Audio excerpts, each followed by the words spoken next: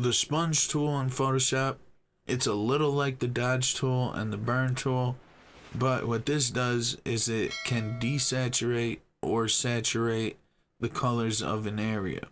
It's kind of like art sponges when you use them to remove color or add color to areas on the painting. So if you just paint on here, you can see it's removing the color.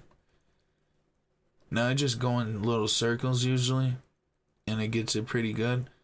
But what you do is you'll go over an area, right? And then you'll let go, and then you'll click again. And then you'll go over, and then you let go, and then you keep clicking.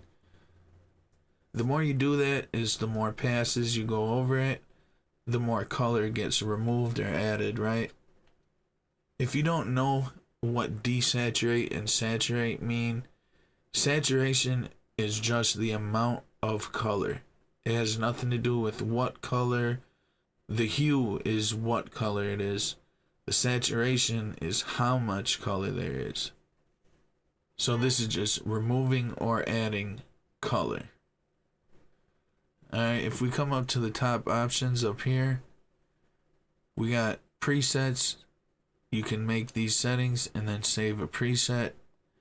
After that, we got the brush preset picker, and this is just for the brush tip. Then we got the brush settings panel. This just opens it up.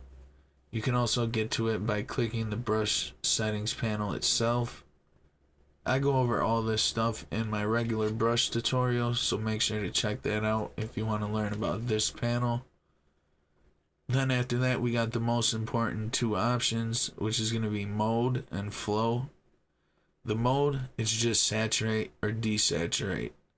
Like I said, desaturate just removes colors, and if we have saturate, it adds colors to it.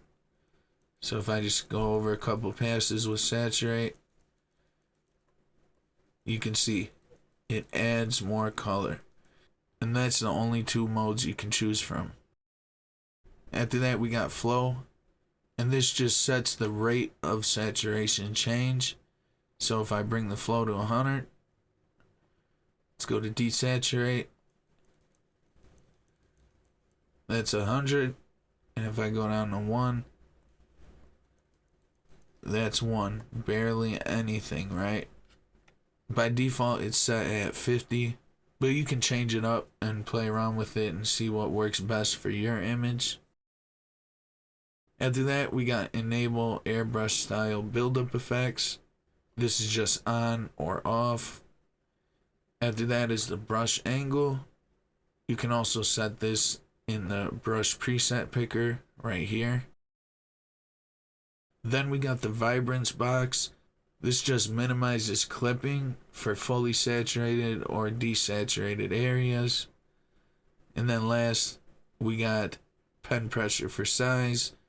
This just means if you have a Wacom tablet, the harder you press, the bigger the brush stroke's going to be.